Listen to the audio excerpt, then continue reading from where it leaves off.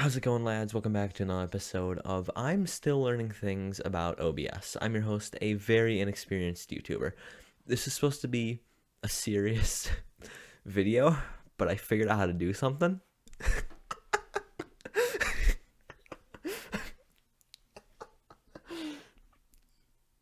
Poggers wall. Would it be like weird to just do the whole video like this? Wait. What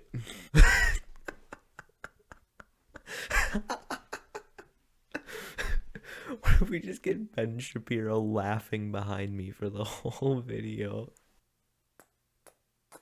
So yeah, this is what the video is gonna look like. Let's talk about the Dream SMP, hey? That was fun. All good things must come to an end, hey? In a bittersweet moment, we witnessed the end of the L'Manberg storyline on the Dream SMP. Those are a lot of just nonsense words to somebody who does not have the correct context, but somebody who does have the correct context, that's a powerful statement. It's a story about a few friends that turned into a lot of friends, that turned into a full-on political drama expanding over multiple channels featuring multiple character arcs. It's complex. Months of building, writing, and streaming all led to one moment. Characters were developed, careers were shot into the stratosphere, all thanks to this one made-up country. The glory of L'Manberg.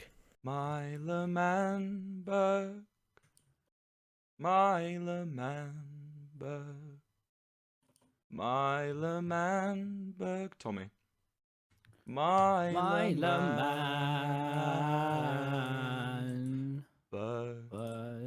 Hey there, most people who watch my videos aren't subscribed. I know so many people will jump you at the start of the video and tell you to subscribe, so I'm just going to keep it brief. You don't have to subscribe because you watching this video already helps me out a ton. Thank you, now enjoy. Warning, there are some serious spoilers ahead. Watch with caution. So I'm going to ask you an honest question. Did you watch the ending of L'Manberg? If you did you cry? Nah, it's not, there's nothing wrong with it. There's just emotions. I didn't cry personally because I am just too manly and awesome. But, you know, I'm assuming a lot of people did. And I think it was okay to. All of the build up to that moment, all of the build up for this was meant to make you cry. I truly think that was their goal. You shouldn't feel ashamed for, you know, experiencing emotion because it takes very skilled writing to invoke any sort of emotion in people. So if you did experience such an extreme emotion, that's just a compliment to the writing. I mean, when you think about it, all of the build-up, all of the development of these characters, their personas, it was a lot, and it was a big part of a lot of people's lives. The people on the Dream SMP started this whole thing in the midst of a rough time for the majority of people. So much uncertainty, so much stress, so much division. There's COVID taking over the world, scaring you, keeping you inside. Nobody is entirely certain what's happening in the real world, and they needed an escape. And so some guys hopped on Minecraft and gave people an escape, and I don't think they're expecting it to get this big, but it did. The people on the Dream SMP, Wilbur, Tommy, Tubbo, Dream, obviously, they all did a really good job with this. It got bigger than I think any of them had ever envisioned, and it turned into something so much bigger than all of them. And I think it's just really special, and it was a giant creative risk for them as well. Has anyone ever written a political drama with multiple character arcs and played it all out in a decade-old video game? I'm going to assume the answer is no. I'm like 99% certain the answer is no. If somebody else has done it, please let me know. I need to watch that. I don't think Mojang ever envisioned their game being used like this. I never pictured Minecraft as a device of storytelling.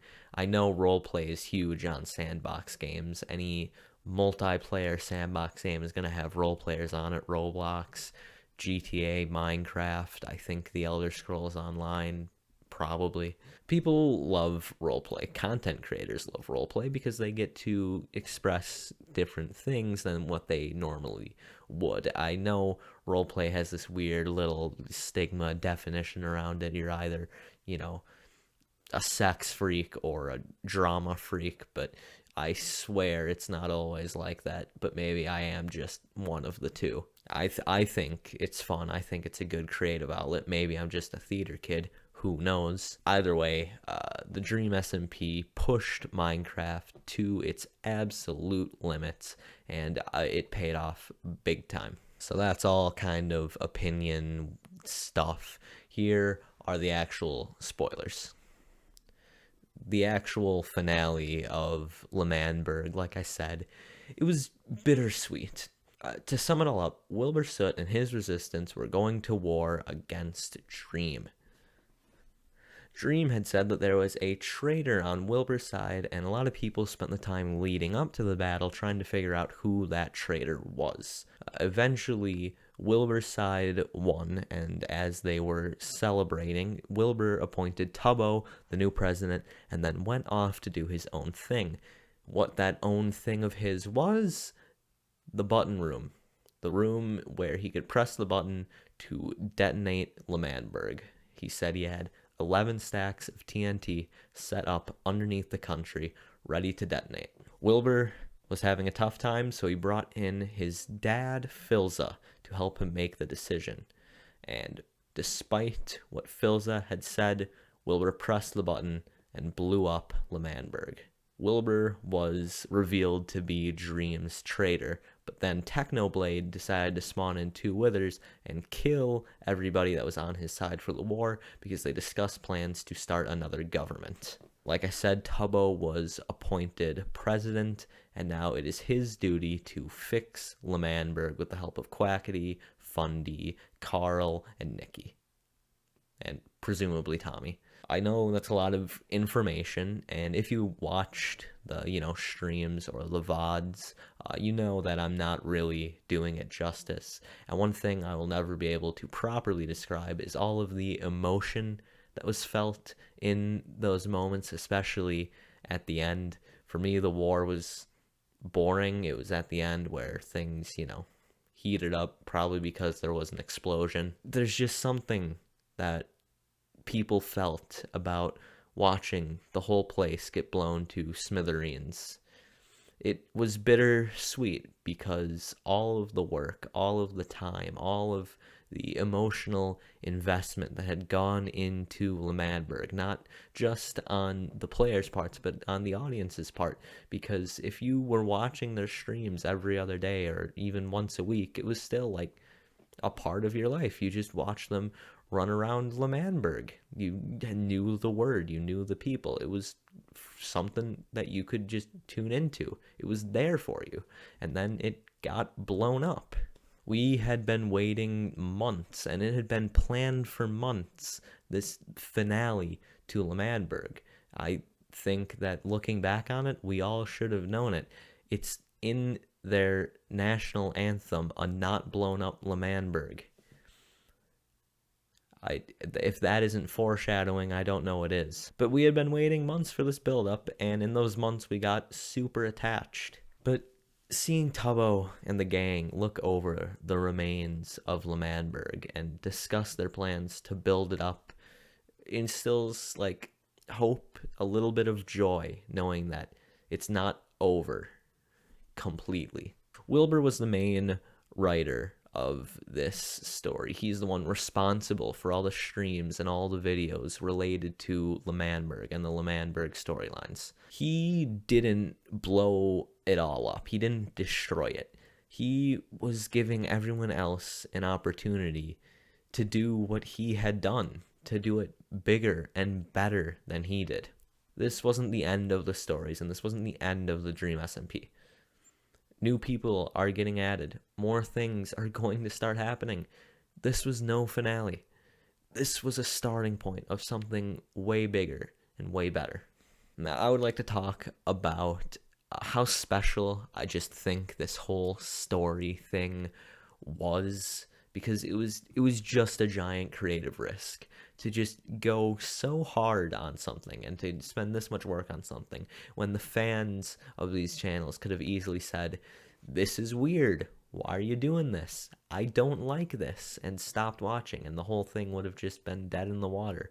That very well could have happened because people were probably there to watch them just play Minecraft, but their personalities were just good enough to make it all work. I mean, like, I wouldn't have expected to see Tommy in it, give a great acting role. That's not why I tune into his streams, but he's able to so seamlessly blend it into Minecraft that nobody really turned an eye. The transition into a literal war drama just from a game about blocks is outstanding, and it was done so smoothly. Pretty much took over Twitch as well. They streamed their big finale on a Monday afternoon, and now most of the fans of these channels are children, and children have school on Monday afternoons. I don't know why. Who says let's have war on a Monday? I think Monday's a great day for war. I mean, Mondays are already bad. Do we really need, like, death added too? But despite the rather weird timing, Tommy and Tubbo both hit 200k viewers. Minecraft had like 600,000 viewers combined on Twitch, and Twitch alone. Techno had close to 300,000 on YouTube. That's like, well, literally a million people watching this weird story Minecraft thing. And I think the fact that so many people are tuning into these streams is proof that entertainment is changing. Television is dying out. I think Netflix was TV's last breath of life. It was giving it something new, something worthwhile, something rejuvenating even. But then within a matter of like 5 or 8 years, I don't know, so many people said, hey, there's money to be made in that, and they all went for the money all at once, and they ruined it. It's just like cable again. People got so sick of cable, and then they just made cable again. But when you think about it, there are people putting so much effort, so much writing into Twitch streams. These happen like for an hour, 2 hours at a time, once every other day sometimes. And you don't have to pay a cent. We really do need to thank the guys on the Dream SMP for putting together something so amazing that can be viewed for free. I think that it's just beautiful how much they were able to do, and I think they're doing a better job than a lot of TV writers in creating a gripping storyline for their audience. It's truly something I find amazing. L'Manberg probably made you feel emotional, and that was the overarching goal. Honestly, they just aren't some guys playing Minecraft. They were playing out a storyline every other day, 3-4 times a week for hours at a time. There's something that you could always tune into, that you could always watch. They were a part of hundreds of thousands of people's lives. They're incredibly talented writers and actors and comedians. They created a whole world and built it up to something incredible. They were able to get thousands and thousands of people emotionally invested in a game about blocks.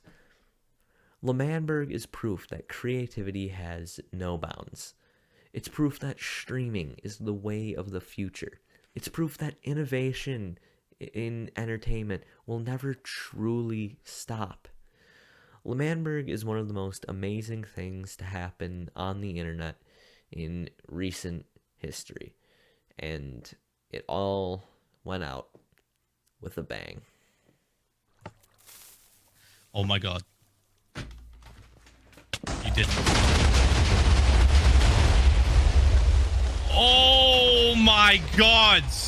Thank you all so much for watching. I stan all of these people. I take back everything I said about the stans. You guys are still a little weird, but I'm right there with you.